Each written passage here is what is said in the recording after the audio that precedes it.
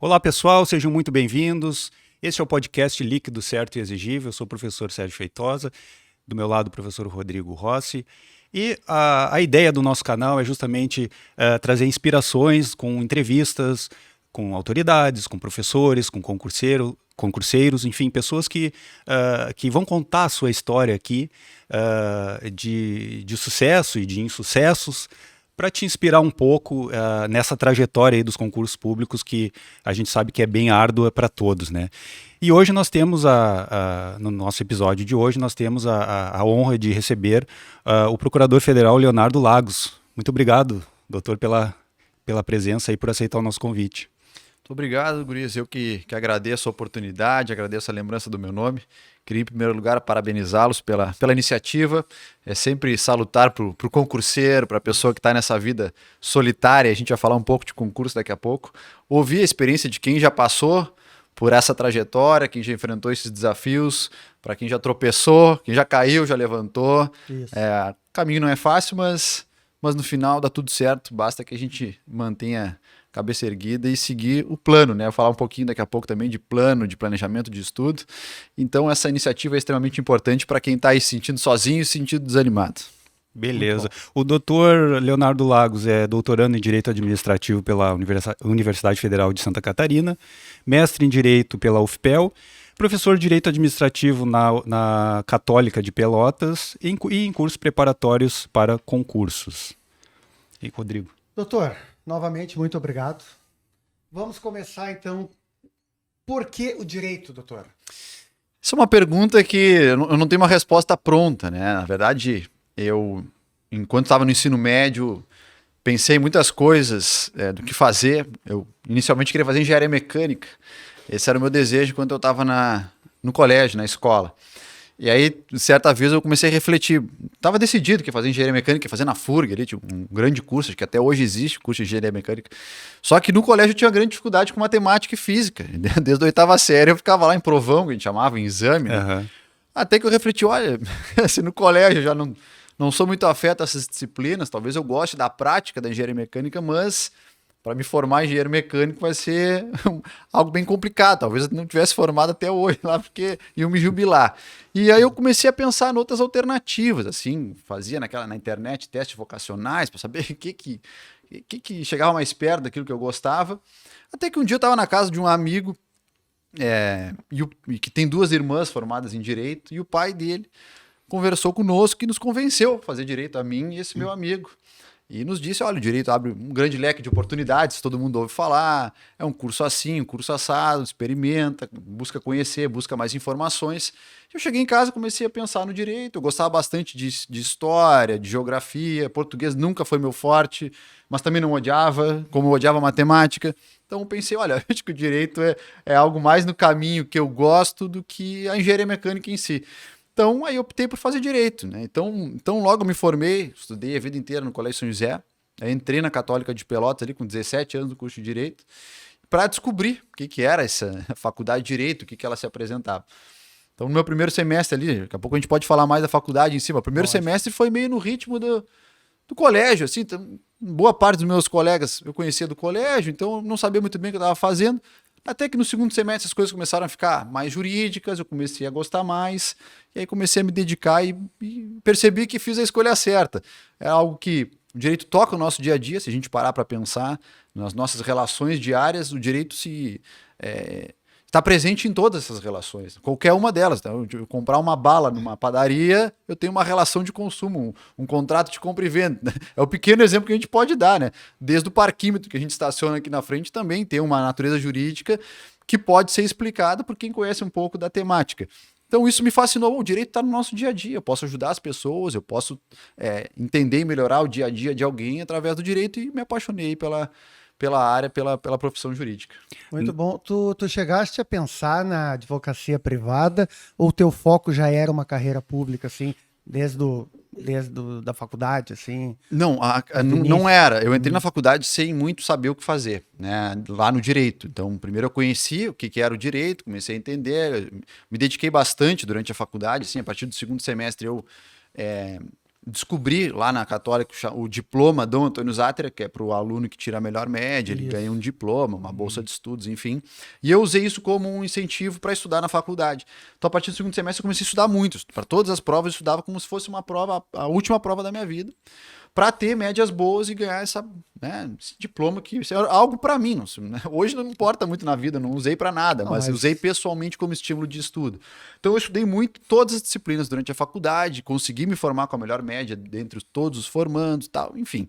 E isso serviu para eu saber, de fato, qual a área que eu gostava mais ou não.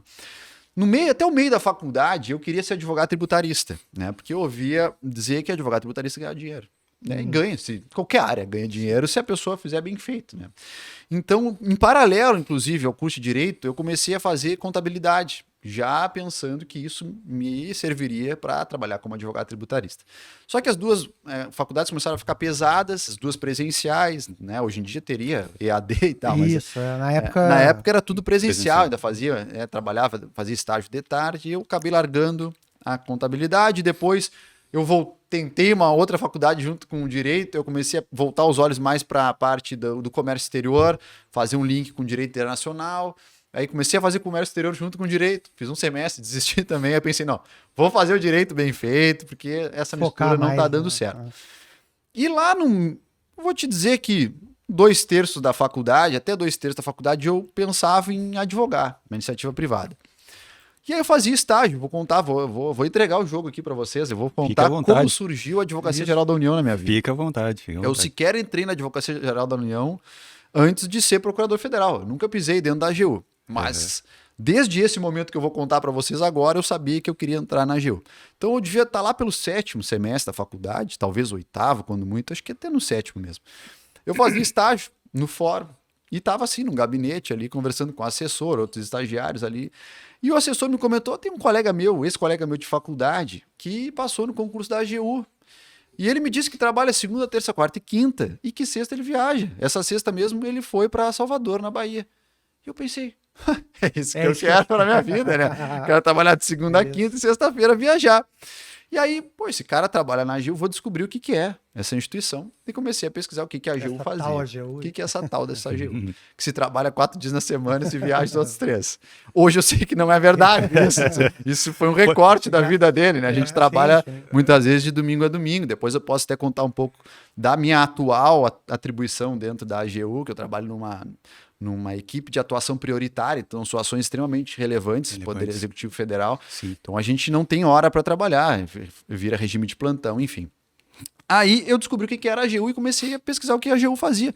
E me dei conta que as matérias que eu mais gostava na faculdade são as matérias mais importantes para a AGU.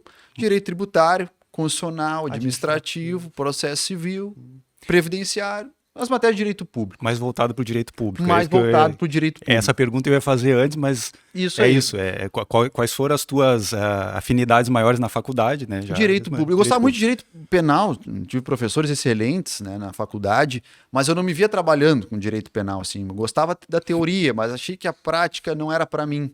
E direito público eu sempre fui apaixonado, né? Sempre gostei das matérias de direito público, pensei, a AGU é direito público puro.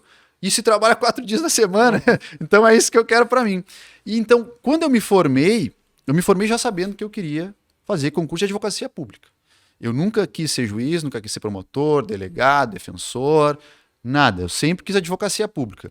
Os concursos que eu fiz, a gente vai falar de concurso daqui a pouco, todos foram para advocacia pública. Ou para a AGU, ou para advocacia de estatal. Foram os concursos que eu fiz. Não fiz muitos concursos. Eu ia te perguntar, Polícia Federal, juiz, nem fizeste? Nunca. Uma época eu fiz concurso para juiz federal, depois que eu era procurador, que eu caí numa monotonia, assim. Nos 2 primeiros anos eu estabilizei, não morava na minha cidade, e eu pensei, tô com um tempo sobrando aqui em casa, sozinho, não tinha filho ainda, né? Minha mulher morava em Pelotas, eu morava em outra cidade. Eu estudei para juiz federal, passei até na primeira fase, e no meio tempo, para fazer a segunda, eu me mudei para Pelotas, aí eu consegui me transferir. Aí eu nem fui fazer a segunda fase para juiz, porque era uma coisa que, assim, o concurseiro, depois que ele chega num nível de estudo, ele gosta de desafio já. Já passou num concurso, tu já tá com a consciência mais tranquila. Já estavas em casa também, né? Eu já ia, como eu vim para minha casa, eu pensei, não era um concurso que eu queria, era um desafio que eu quis experimentar. E por que eu vou me mudar agora da minha cidade por algo que eu nunca quis? Eu tô na carreira que eu quis. Então, permaneci na AGU, tô fechando 9 anos de carreira aí. E o começo da história foi por aí. Alguém me falou que se trabalhava pouco na AGU, gostei, e fui correr atrás desse sonho, e hoje, graças a Deus, estou aí na AGU há 9 anos, mas se trabalha bastante. E viu que sim. não era. Se trabalha não era verdade. bastante. Pode ter um outro colega que está numa área mais tranquila, isso aí também é sazonal as coisas, né? Mas, enfim, como regra, a gente trabalha bastante, sim. Tá certo. Leonardo, explica para o pessoal aí que está nos ouvindo o que consiste, assim, de uma forma geral, a advocacia pública, assim, porque daqui a pouco a gente está conversando aqui, pode ter alguém que não entende quais são as carreiras que tem dentro da AGU e de uma forma geral, assim, nós estamos falando de uma carreira federal, mas tem as estaduais também, né? Sim. Se puder dar uma explicada aí para o pessoal. A advocacia pública, ela existe em âmbito federal, estadual, municipal, né? As entidades públicas, elas precisam dos seus advogados para prestar ou consultoria e assessoramento para os gestores públicos, ou para defendê-los, ou ajuizar a ação em nome dessas entidades públicas. Em âmbito federal, a AGU faz isso na representação da União, enquanto administração pública direta, e também em relação às autarquias e fundações públicas federais. Então, nós prestamos consultoria e assessoramento para essas entidades federais, sejam elas no âmbito da administração direta, ministérios, departamentos da União, e também as autarquias principais que a gente conhece, autarquias e fundações públicas federais. O INSS, as universidades públicas, IBAMA, todas as agências reguladoras, CVM, Anatel, ANAC, o INCRA, e várias, são mais de 160 entidades públicas federais que são aí por nós representadas. Então, se uma entidade pública federal, vamos imaginar o governo central, o governo federal, tá? Ele pretende implementar uma política pública, vamos imaginar o auxílio emergencial no âmbito da pandemia, toda a análise jurídica dessa política pública previamente é submetida à Advocacia Geral da União. A gente faz um controle prévio ali de constitucionalidade, de legalidade dessa política pública para mostrar para o gestor, olha, dá para fazer isso, não dá, o caminho mais adequado é esse, dá um norte para o gestor. O gestor muitas vezes não tem conhecimento jurídico. Alguns têm, outros não têm. Então a gente dá o caminho para eles. Outro exemplo, olha, eu tenho um serviço público que eu não sei se eu vou prestar diretamente pela estrutura estatal, ou se eu quero privatizar ou delegar. Né? Tem instruções, nomenclaturas próprias do direito. A gente coloca as ferramentas na mesa do gestor e diz, ó, pode fazer isso diretamente, pode criar uma estrutura através de uma estatal, pode delegar para uma concessão, uma parceria público-privada. A gente bota as ferramentas para o gestor escolher aquela dentro do ordenamento jurídico que mais lhe serve. A gente não faz análise econômico-financeira, análise técnica do setor, a gente faz análise jurídica.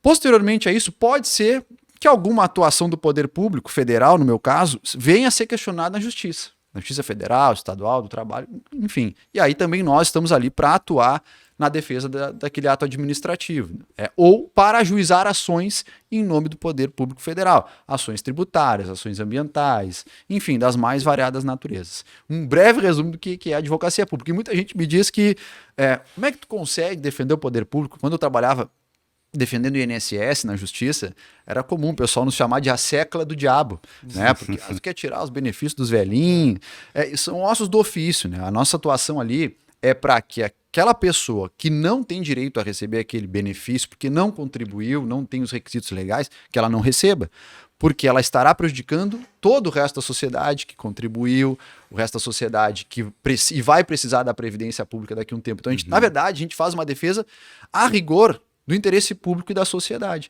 Porque o governo que está ali hoje é um governo temporário. Então, para nós, não importa o governo que está, a gente defende ali a Constituição, a gente defende a legalidade e defende a sociedade como um todo. Em brevíssimas palavras, é o que faz a advocacia pública. Porque o governo vai e volta, né?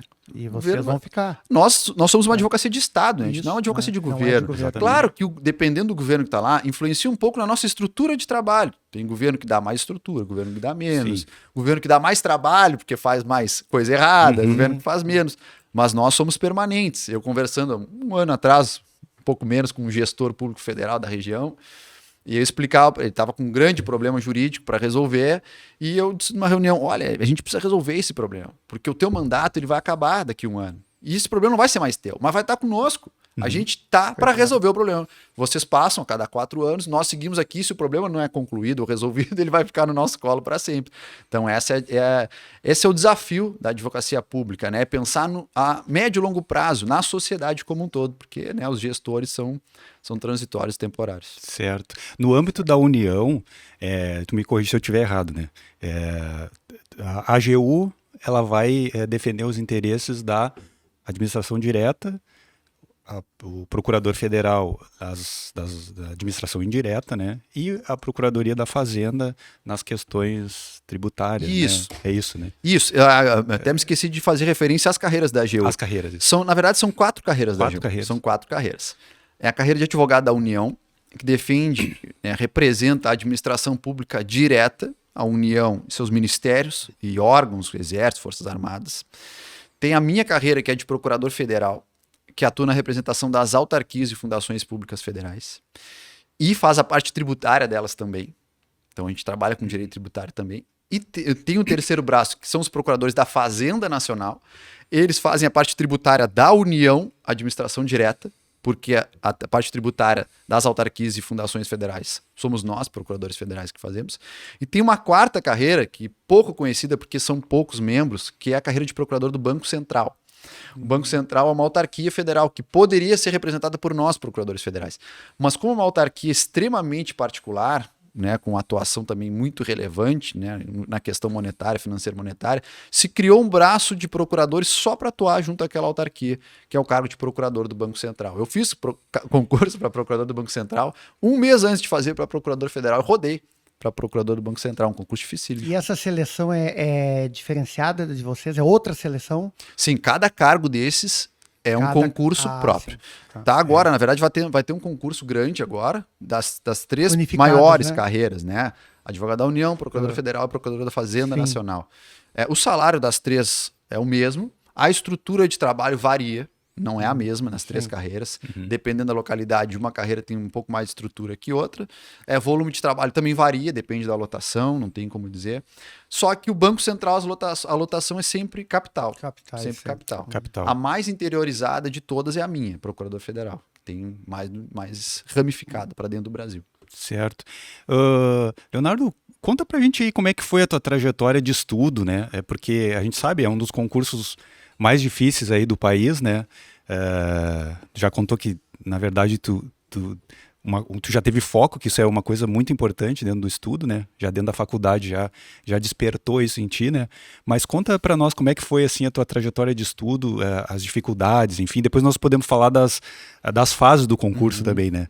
Mas conta para nós No aí geral, como é que foi, né? no geral. Foi muito rigoroso o processo seletivo? É bem difícil, assim, o concurso da AGU. É difícil, tá? Não posso dizer que é simples. Mas, historicamente, embora seja difícil, a pessoa acaba concorrendo com ela mesma. Por que eu digo isso? Porque se a pessoa atinge as médias mínimas em cada uma das etapas e é aprovada, ainda que fora das vagas, historicamente a AGU chama todos. No meu concurso eram 78 vagas e 14 mil e poucos inscritos, tá? E a minha classificação final foi 9º lugar. Mas foram quase 500 aprovados. E todos os 500 foram chamados durante o prazo de validade, em 2 anos. Bastante. Então eram 78 vagas e foram quase 500 chamados. Todos que passaram nas provas, atingiram as médias, foram chamados. É difícil atingir as médias, mas não precisa olhar para o número de concorrentes que tu tem do lado. Se tu conseguires fazer as médias mínimas nas fases, como regra, historicamente, a AGU chama. Esse próximo concurso eu não sei como vai ser. Caso se mantenha esse padrão, aí sim as pessoas vão ser chamadas. Hoje eu falo com bastante tranquilidade de concurso. Eu não demorei muito tempo para passar na AGU, né? Mas também as pessoas... Agora eu já não falo mais, já estou mais velho, já estou há quase 9 anos na procuradoria. Mas quando eu passei na AGU, quando eu fui aprovado na prova oral, eu tinha 24 anos. Então as pessoas diziam para mim, nossa, tu é um gênio, com 24 anos, cara aprovado na AGU. Tu estudou quanto tempo depois de formado? Eu me formei em dezembro de 2011 e julho de 2014 eu tomei posse. Então foram 2 anos e meio. Né? Isso contando o tempo de concurso da AGU, que levou aí seus 10 meses, 9, 10 meses. Tá? Durante todo o processo. Durante todo o processo. Então eu estudei de fato 2 anos, vamos dizer assim, da minha formatura até 2 anos e pouquinho, até ser aprovado na AGU. Eu ganhei um presente de 25 anos. No dia 13 de junho de 2014, que eu fiz 25 anos, saiu a minha nomeação no Diário Oficial. Olha só. Daí 20 dias eu entrei em exercício, um pouco menos ali, enfim. Mas o que eu hoje posso dizer para o pessoal, né, sobre desafios, sobre estudo, e esse é o mais difícil. Assim, não é difícil para quem se forma em Direito e que se conhece um pouco, assim, que se dedica um pouco, não é difícil sentar e ler a matéria jurídica. Isso é o mais simples de tudo. O mais difícil para passar em concurso, hoje eu sei porque eu passei por esse desafio. O mais difícil é se organizar para estudar. E é importante ter uma base. E é isso que eu falava. Eu demorei 2 anos para passar, né, da formatura até tomar posse, mas eu estudei, como eu disse para vocês, desde o 2º semestre na faculdade. Eu não estudava para concurso, mas eu estudava. Eu me dedicava, acordava, a prova era às 8 da manhã, 5 da manhã, eu estava acordado repassando a matéria, porque eu queria. Eu ia passar igual se eu não me acordasse. Eu ia tirar lá minha média 7, mas eu queria... Sim. Eu sabia que o direito era importante, abrir um leque, mas tinha muita gente. Então, se eu não fizesse por mim, ninguém mais faria. Eu precisava ter um ponto de diferencial. Pessoal para mim, não estava concorrendo com ninguém. Então eu não estudei 2 anos para passar no concurso, eu estudei 7. Na verdade, tu estavas te preparando desde a faculdade. Desde o 2º semestre. Não sabia que era para concurso lá no 2º semestre, mas estava criando a minha base jurídica. Né? Eu estudava, sempre quando dava, não só pelo caderno de aula, eu estudava por livro. Não precisa ser assim para passar em concurso. Eu no colégio era uma várzea, eu nem sei como eu me formei no colégio. Mas na faculdade eu resolvi vestir a camisa de alguém que, olha, vou aproveitar o tempo que eu tô aqui.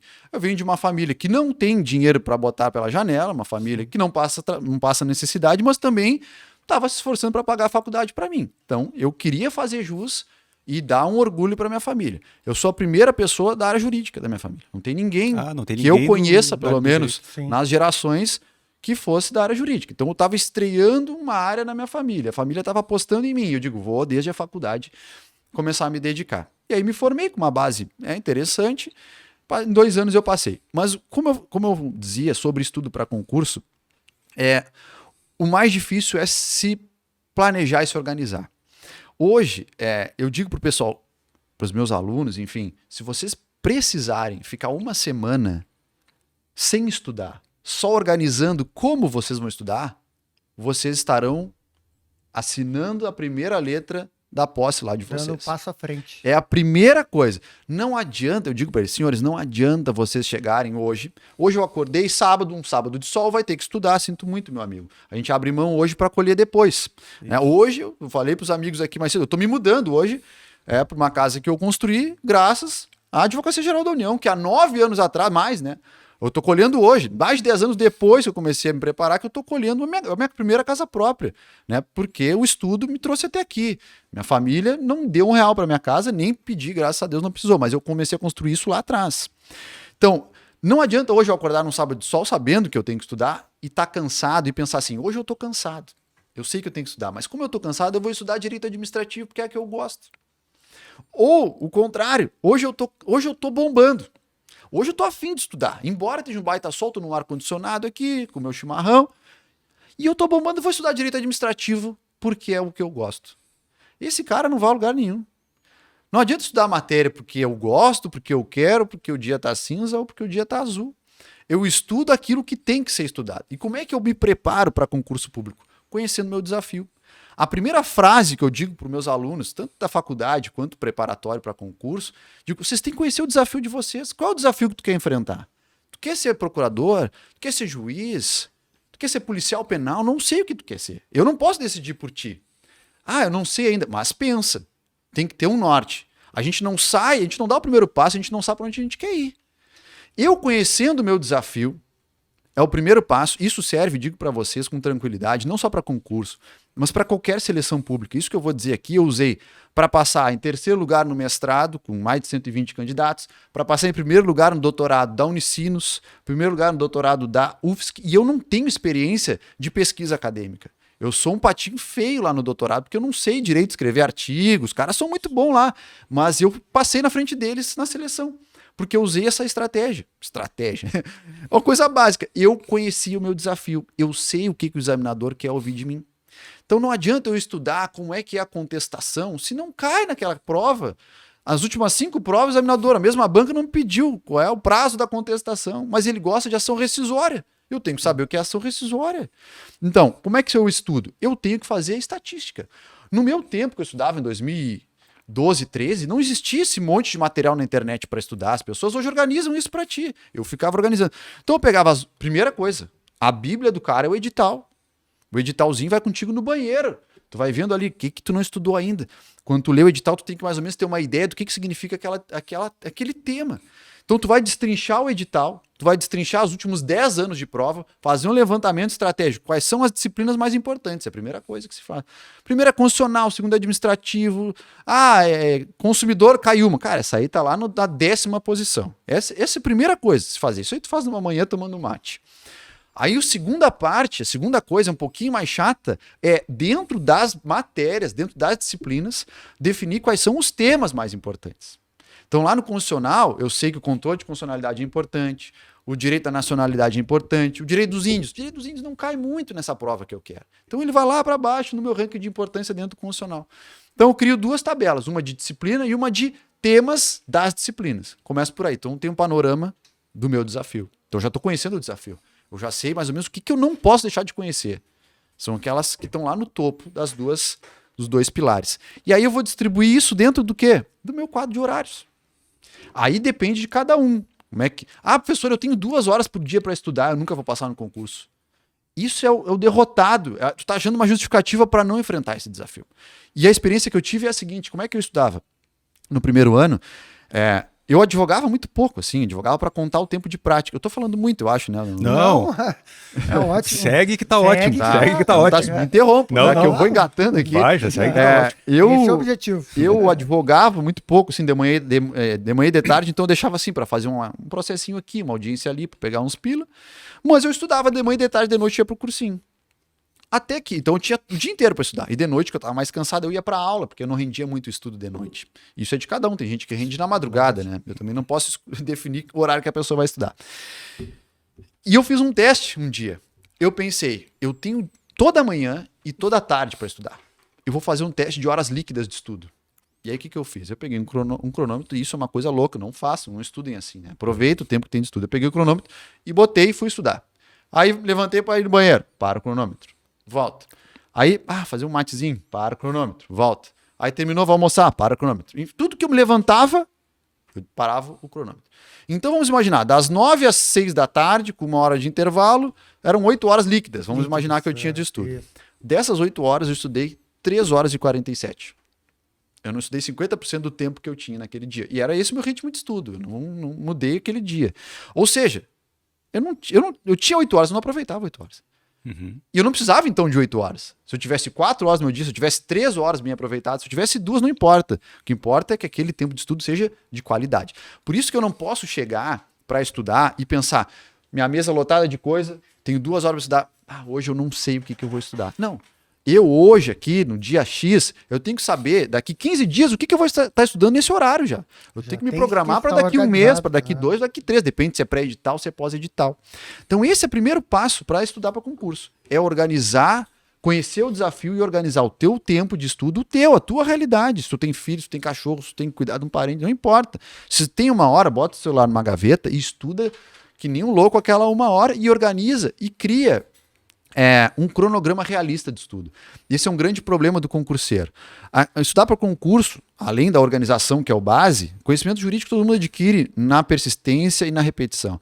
Mas além da organização é ser realista. É que nem ir para academia. Eu não posso eu no primeiro dia na academia e botar 50 de cada lado do supino. Eu posso fazer e vou ficar dolorido 15 dias e vou desistir da academia. Eu vou só com a barra, nem que seja, e vou devagarzinho. Daqui 1 semana eu boto uma coisinha aumentando progressivamente. Tu vai criando uma resistência e uma rotina. Então não adianta sentar o primeiro dia e achar que vai estudar 8 horas. Estuda 2, 1h30. Começa devagarzinho, na outra semana tu aumenta e coloca isso realisticamente dentro do teu cronograma, para tu não te frustrar. Senão tu bota um monte de coisa no teu cronograma e tu cumpre 1/3 dele. Tu pensa, já comecei errado. Não, tu estruturou errado o teu estudo. Estruturou errado. Esse é o maior desafio do concurseiro. É se organizar e planejar o estudo. Depois que tá planejado, que tá redondinho, aí tu vai sentar e vai estudar. Pronto, aí todo mundo sabe fazer. Bunda na cadeira, vai ler 200 vezes, ninguém é gênio. Vai ler 200 vezes. Outra coisa que eu digo, não adianta fazer um monte de cursinho. A gurizada faz cada semestre um cursinho diferente. Eu tenho lá uns 5 cursinhos, 5 materiais de administrativo de todos os cursinhos do Brasil. E tu já leu quantas vezes cada um deles? Não, nenhuma. Então não adianta ter 5. Começou a ler todos. Tem que ter um material e deu, meu amigão. E valeu 800 vezes aquele material de administrativo. Mas tá meio que incompleto, tá desatualizado. Pega uma caneta, Vai lá e bota aqui, ó, julgado do STJ de ontem atualizou esse tema. Eu tinha a Constituição comentada por mim. Eu brinco, né? Eu comentei a Constituição, eu imprimi a Constituição no Word, encadernei, e eu lia ela, todo sábado eu lia um pedaço da Constituição. Eu procurava ler 25% num sábado, 25% no outro, para em um mês eu ler uma vez a Constituição. A letra da lei. Que, assim, se tu souber a Constituição bem, tu acerta várias disciplinas, constitucional, administrativo, previdenciário, tributário, ambiental, penal, trabalhista, todas. E eu comentava. Então, eu tinha um dispositivo da Constituição X e o STF interpretou ele numa ADI em determinado sentido. Eu colocava ali uma canetinha, ó, na ADI tal, o STF diz tal coisa. Então, eu tinha a literalidade da Constituição mais a interpretação do STF. À mão mesmo, eu gosto de escrever à mão. E eu lia 200 vezes o meu material na repetição. Já estava otimizando o estudo, né? Estava otimizando. Letra fria e mais... E letra fria mais e jurisprudência anotadinha do lado do material. Porque a gente pensa assim, às vezes as pessoas... Essa questão da estratégia que tu falou é muito, muito interessante, importante, porque...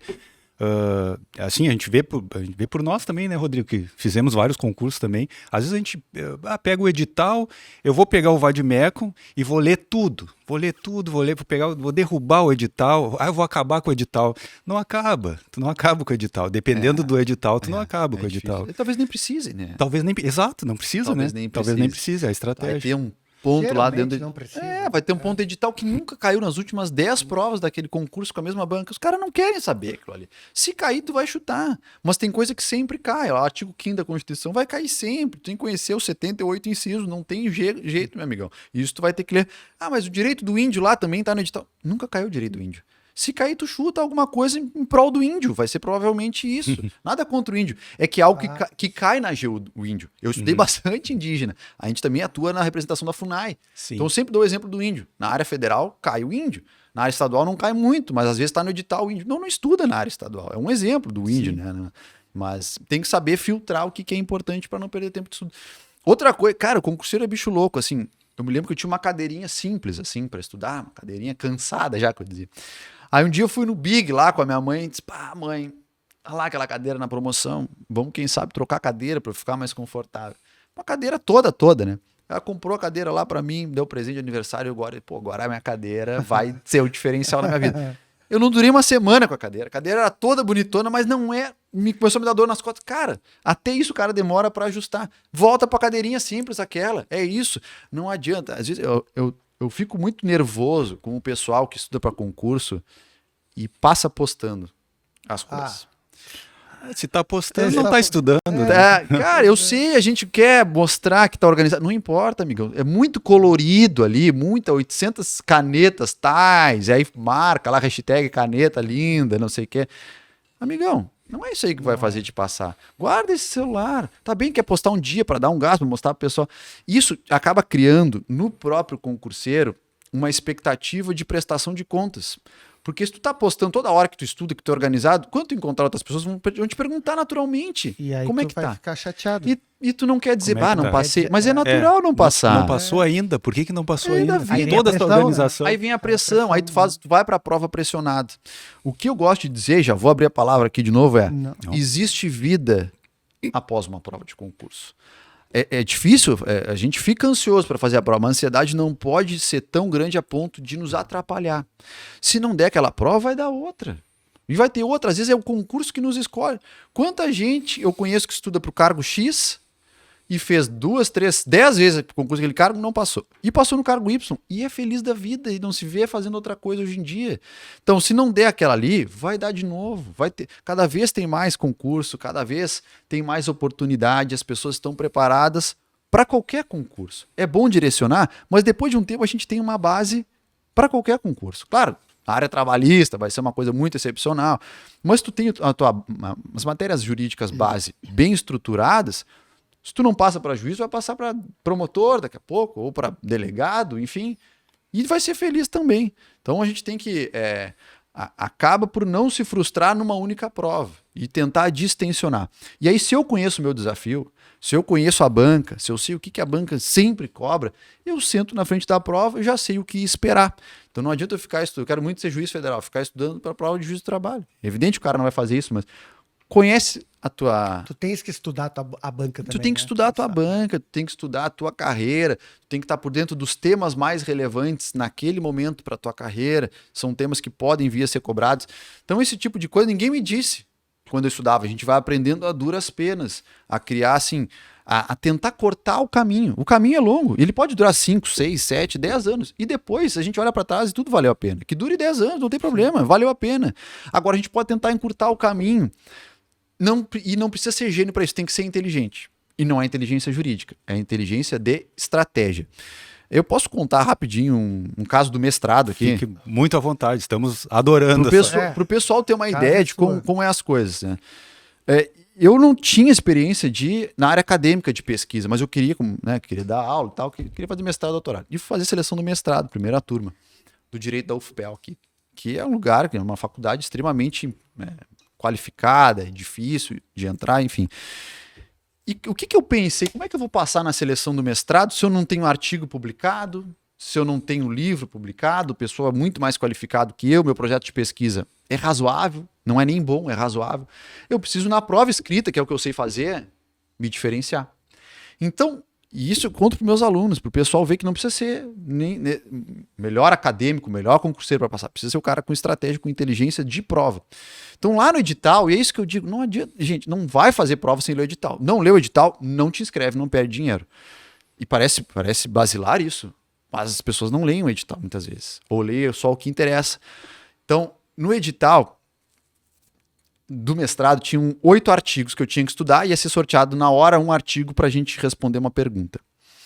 E dentre os critérios de avaliação da resposta escrita, tinha um lá que dizia assim, citar outros autores além daqueles previstos no edital. Então eu sabia que eu tinha que mostrar o conhecimento da tese de outros autores além daqueles previstos no edital. Só que as pessoas não leram isso no edital. O que eu fiz? Eu tinha lá 2 parágrafos, um do Luiz Roberto Barroso lá, que é um constitucionalista, a gente pode discordar dele como ministro, mas ele é um grande constitucionalista, e um de um autor espanhol, que eu já nem lembro mais o nome. Então eu tinha 2 parágrafos genéricos na minha cabeça sobre citações de um autor brasileiro e um autor espanhol. Que isso se encaixar em qualquer pergunta que a banca me fizesse. Caiu o artigo 5º, o artigo 4º, o 4º artigo lá do edital. Beleza, era sobre direito ambiental. O senhor quer mais um pouquinho? Não, agradeço. E eu fui escrever sobre direito ambiental e lá no meio eu joguei, um Luiz Roberto Barroso, escrevi mais um pouco, joguei, o cara lá da Espanha. Então, dentro da minha resposta, eu tinha 2 autores que não estavam no edital, um brasileiro, um autor estrangeiro. O que eu joguei para cima do examinador? Examinador, tu quer me avaliar nesse critério? Eu estou te dando condições de me avaliar. Então, que eu citei 2 autores, um brasileiro e um estrangeiro. Ou seja, eu tenho leitura, eu tenho base teórica. Base, né? E não tinha, na verdade, né? Foi uma estratégia de prova. E fui super bem na avaliação da prova escrita.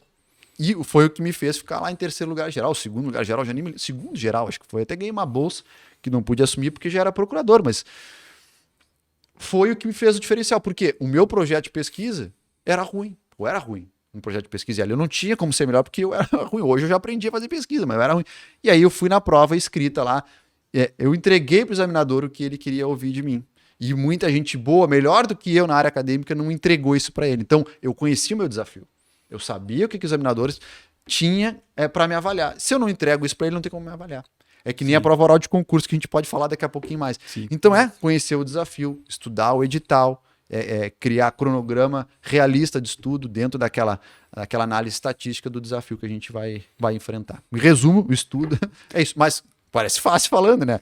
E isso é horas de queimando a pestana depois para guardar as matérias. Tá certo. Estratégia, né, Leonardo? Estratégia, né? Não adianta. Tu estavas falando da prova oral. Quais são as fases? São várias fases, concurso de procurador? São várias fases.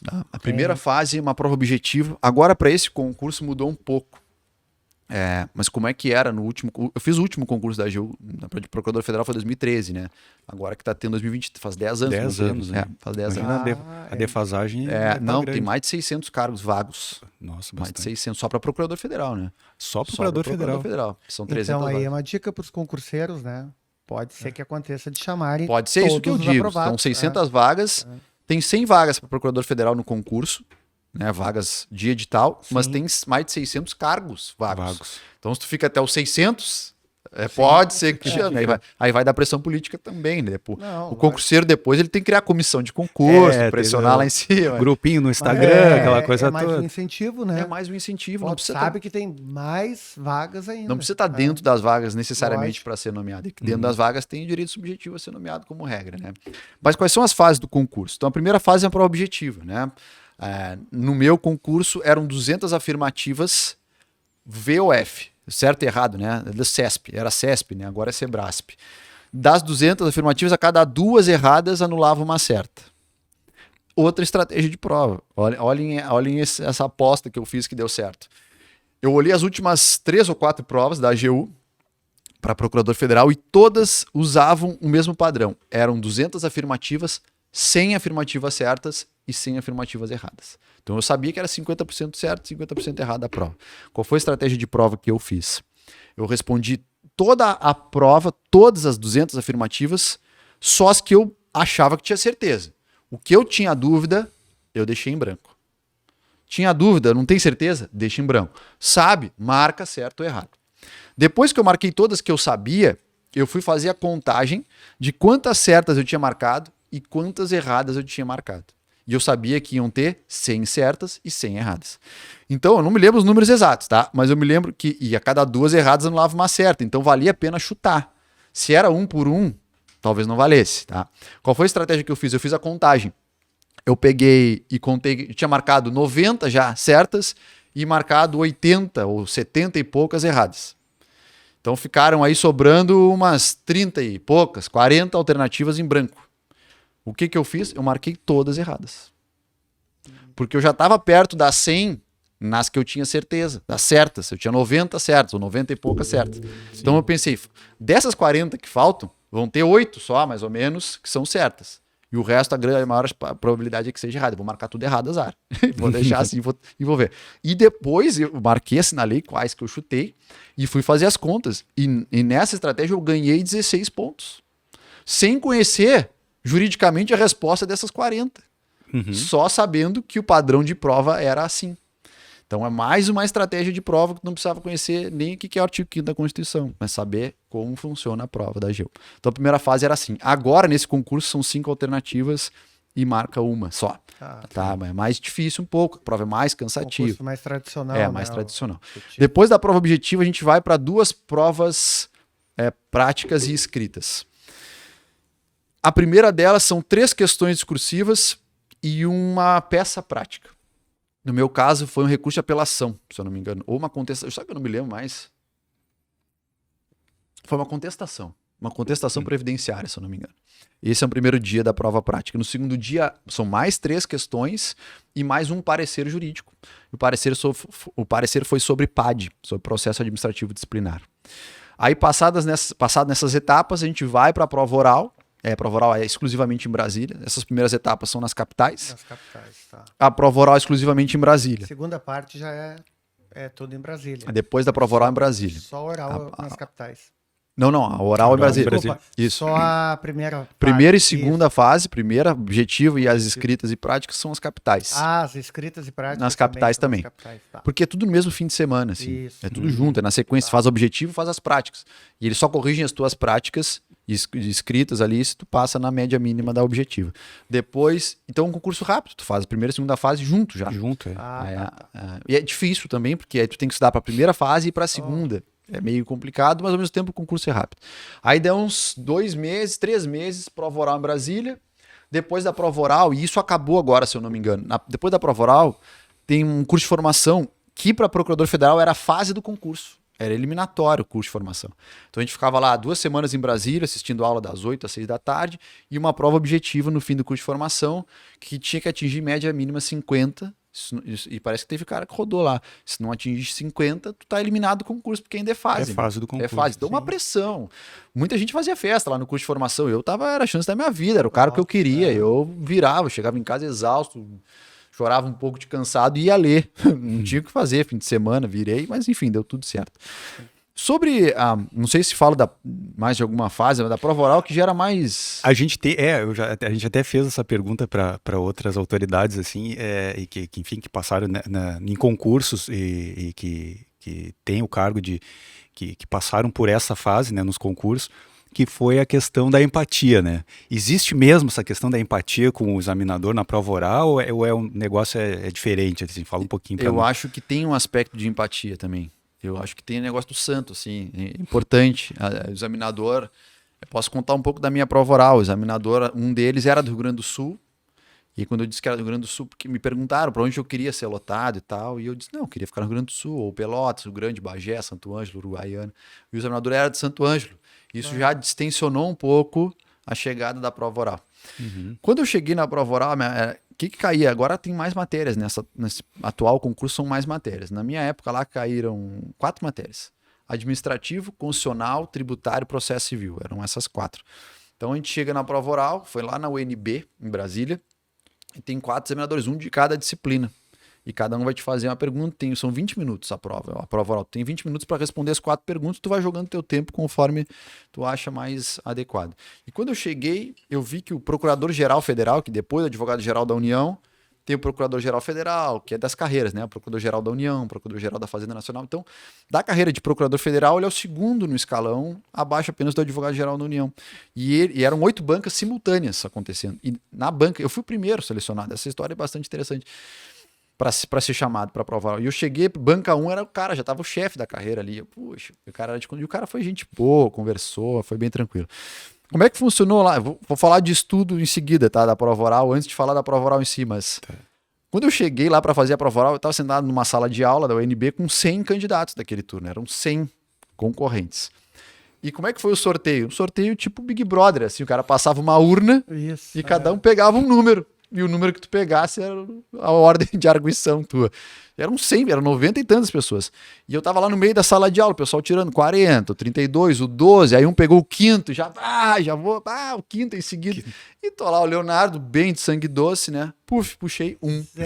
Primeiro, já levanta o número 1, vem. E eu, cara, posso ir no banheiro rapidinho, porque eu vou lá lavar o rosto, meu Deus, sou o primeiro. Comecei a suar já. O cara já não tem, assim, tu não tem um paradigma, um padrão do que a banca tá fazendo, porque tu é o primeiro. Sim. Mas isso pode ser bom também, porque a banca também não tem um padrão de candidatos, né? Tu é o primeiro da banca e tal. E aí, enfim, entrei na banca. Mas como é que é o estudo para prova oral, assim? Mais uma vez tem que conhecer o desafio. Na minha prova oral, pelo menos, eram 4 critérios avaliados. Agora eu não me lembro muito bem, assim, né? Quais eram os critérios estritamente, mas era mais ou menos assim. 25% da prova era raciocínio lógico, 25% postura, 25% acho que era uso correto do vernáculo e 25% jurídico. Então vejam, 25% da prova era conhecimento jurídico, o resto era outras coisas. Como é que tu roda numa prova dessa? Se tu não fala nada. Se tu chegar pro examinador e falar, excelência, eu não sei. Imaginem vocês, examinadores de uma prova oral. Como é que tu avalia um sujeito que chega lá e diz, eu não sei? Ele não tem como te dar nota nenhuma se tu não fala nada para ele. Porque ele precisa te avaliar na postura, no raciocínio, no uso da língua e no jurídico. Ainda que tu não saiba nada, ele pode zerar no jurídico, mas pensar, o cara fala bem, o cara tem postura. Então a minha estratégia de estudo para a prova oral foi a seguinte, foi muito parecida com a do mestrado ali, que eu tinha umas frases prontas para jogar lá dentro da prova. Na prova oral era o seguinte, para cada tópico do concurso da prova oral, das disciplinas, constitucional, administrativo, tributário e processo civil, para cada tópico eu tinha um parágrafo introdutório. Então, a pergunta de tributário foi sobre imunidade tributária. Então, antes de responder qualquer coisa que ele me perguntasse sobre imunidade tributária, eu já tinha uma prévia para falar sobre o que era imunidade tributária. O de constitucional caiu o controle de constitucionalidade. O cara me perguntou o que era a modulação temporal dos efeitos da decisão no controle de constitucionalidade, qual era o quórum para isso. Mas antes de responder ele, eu já tinha minha resposta padrão de controle de constitucionalidade. De processo civil, se o cara perguntasse execução contra a fazenda pública, eu tinha uma explicação de como era sistemático. Ou seja, qualquer tópico dentro do edital que o cara me perguntasse, eu podia não saber a resposta de fundo, mas eu ia falar sobre o tema. Então o cara me perguntou lá de controle de constitucionalidade, uma pergunta muito específica. E eu não respondi para ele de início o que ele queria saber. eu comecei a falar da história do controle de constitucionalidade, quando é que ele surgiu no Brasil, como é que funciona, até chegar na resposta. Ou seja, eu posso errar a resposta do que ele me perguntou, mas eu já falei para ele alguma coisa. Tinha conteúdo ali, né? Ele falou, o cara até tem um conteúdo jurídico, não acertou o que eu perguntei, mas tem. O cara falou, consigo avaliar ele na postura, consigo avaliar no português, no raciocínio lógico. Então, na prova oral tem que falar. Pode ser que a gente erre, que seja descontado. E aconteceu o seguinte comigo na prova oral. Eu podia escolher por qual disciplina eu ia começar. Comecei pelo administrativo, que era o que eu mais tinha afinidade. Era uma pergunta tranquila sobre concessão de serviço público. Falei bem. Né? Começa a primeira pergunta, tu já sabe, a moral já... O cara já assim, já não zero esse troço aqui. E quando eu pulei para o segundo, era de processo civil, o cara me fez uma pergunta que é algo que hoje eu trabalho na prática, que é sobre execução contra a fazenda pública, não impugnada, se incide honorários ou não, aquela coisa muito bem específica da fazenda pública. E ele me perguntou e eu não tinha certeza da resposta. E eu, excelência, execução, não sei o que, expliquei. E ele olhou para mim assim, o senhor tem certeza, candidato, que é esse o raciocínio adequado? Eu fiquei 10 segundos pensando assim, excelência, eu vou reformular minha resposta. E falei totalmente o contrário que eu tinha falado. E ele, não, estou satisfeito. E passei para o constitucional, para o tributário, ali foi bem. Quando eu chego em casa, no hotel, de volta, eu vou estudar as perguntas e as respostas, e eu errei completamente a resposta do processo civil. Totalmente, eu tinha acertado. Mas eu não passei confiança pro cara. E ele me testou. Ver se eu ia firmar a posição, eu não firmei e eu dei para trás. E eu errei tudo. Quando eu dei para trás, eu errei tudo. Eu disse, não é possível, cara, eu não consegui firmar a posição. Depois, na avaliação, ele me deu 9,5 de 10.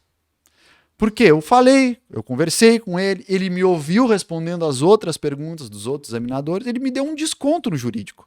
E que não foi determinante para mim. Foi um desconto até pouco. Eu achei que poderia ter me dado um desconto maior, porque eu errei completamente o que ele me falou. Então, levou em consideração outras coisas que não só conhecimento jurídico. Então, a prova oral é muito mais uma preparação psicológica do que jurídica. Eu posso chegar lá e não falar nada.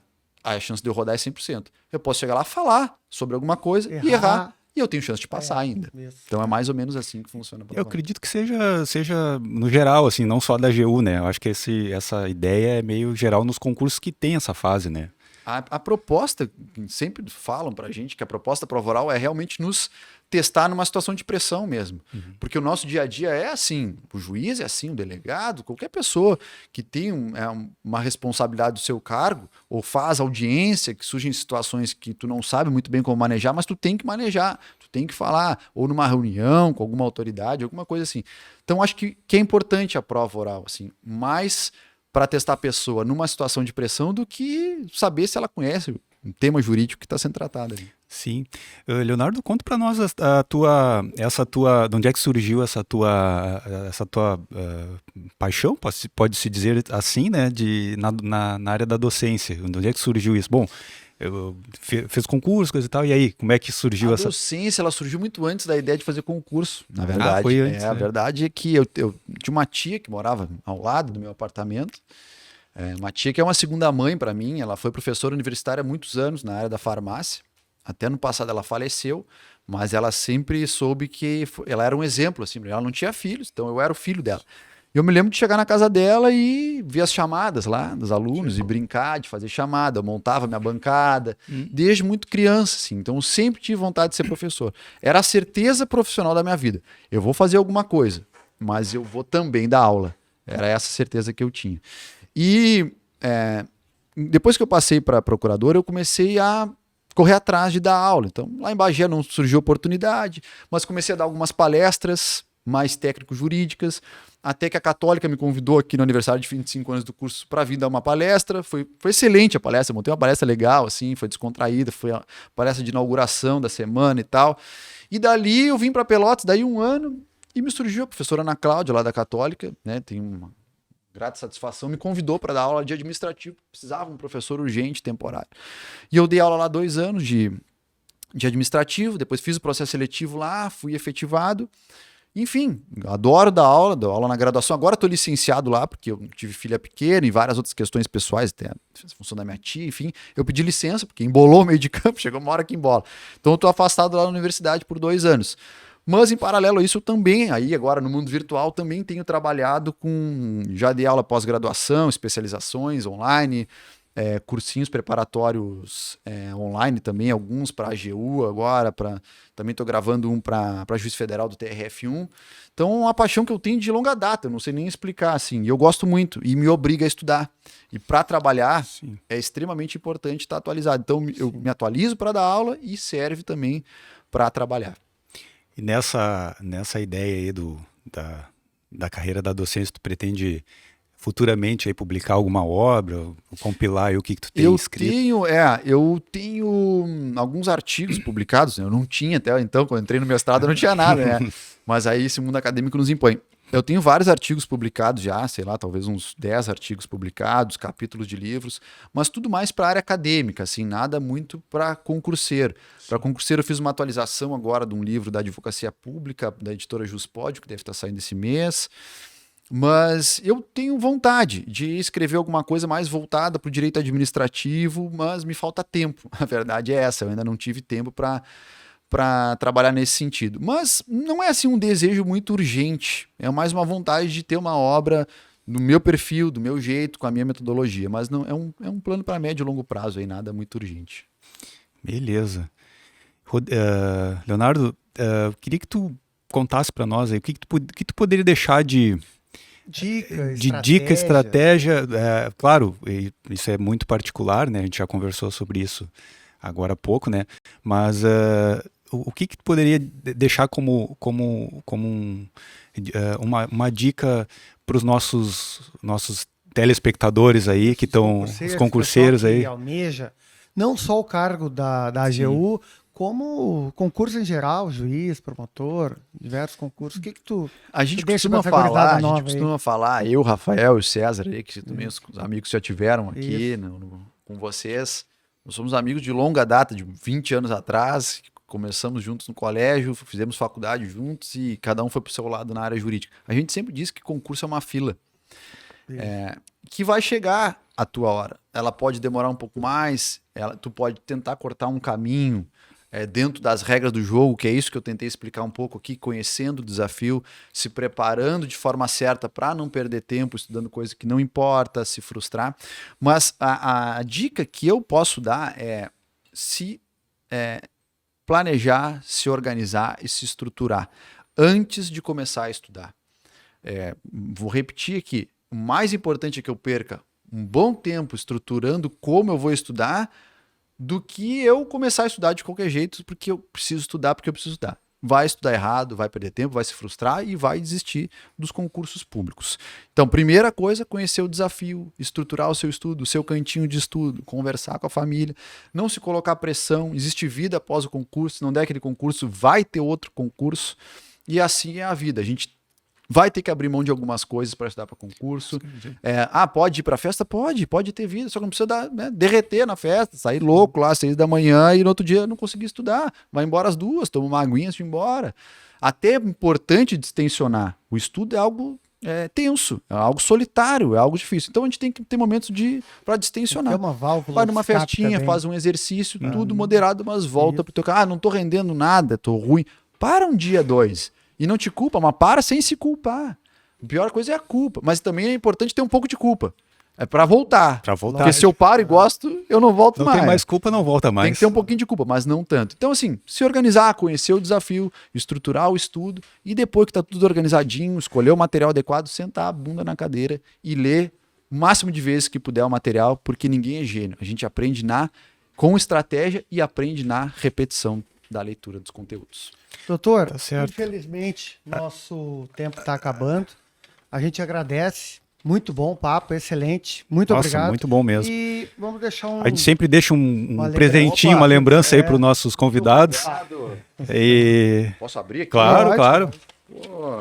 Uma canequinha. A canequinha do programa aí. Isso, eu tava com inveja Olha da o caneca. cafezinho. Que eu tô. Não, Olha para aí. tomar no... Linda, ó, a caneca.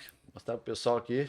Isso aí. Espetáculo. E o cara que é da área jurídica toma café, toma de tudo. Café, né? né? O O cara café. trabalha muito sentado, toma um cafezinho É. pra dar um up, um chimarrão. Muito obrigado, pessoal. Esses dias eu fui no barbeiro, Rodrigo, e era de noite assim. Quer um café? Eu disse, funcionário público essa hora já tá Já- aqui de já café, tô- né? deu, já Não, já Todo dia, acabou, é. né?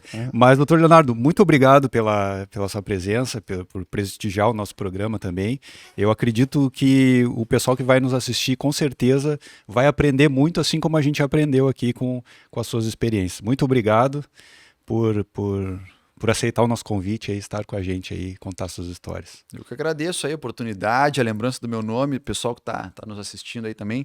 Fica desde já o convite. Quiserem chegar na AGU, conhecer, tomar um café, saber o que essa instituição faz. Essa instituição é pública, né? Na verdade, é da sociedade, as portas estão abertas. Certo. Apareçam lá, liga, marca um horáriozinho, a gente chega, vai estar esperando vocês. Até os amigos aqui também, os professores também são muito bem-vindos lá, a hora que quiserem. Muito A obrigado. gente chega lá agora, a gente já teve o primeiro papo, depois a gente vai lá falar de outras coisas também. Sim, Fiquem à com vontade certeza. para nos visitar e também nas redes sociais, se quiserem me procurar lá, o Léo Lagos no Instagram, mandar dúvida, pessoal tá em casa com dúvida sobre estudo, sobre concurso, quiser encaminhar lá, a gente, na Tu medida do tens teu possível, curso também? Tu não tens o preparatório? a gente tem uma parceria, né, Sim. com Decorando a Lei Seca, né, que a gente estrutura estudo para o pessoal, coloca a legislação facilitada para eles estudarem, tem uma plataforma de questões para prova objetiva extremamente eficiente. A gente tem concursados que estão atingindo mais de 90% na prova objetiva usando a nossa plataforma de estudo ali.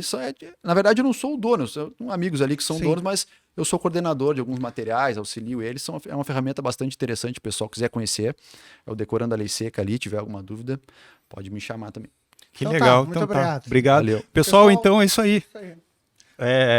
Vamos falando. Vamos falando. Pessoal, então, estamos encerrando aí o nosso episódio. Nos sigam lá no Instagram. Se inscrevam lá no inscrevam nosso no canal, canal. é muito importante, né? Curtam, E curtam, compartilhem. E como o doutor Leonardo falou aqui, podem mandar dúvidas lá, dúvidas, sugestões, reclamações. A gente está aí para ajudar aí e compartilhar essas histórias maravilhosas aí dos concurseiros. Um grande abraço. Até a próxima, então. Até a próxima. Tchau. Tchau, tchau.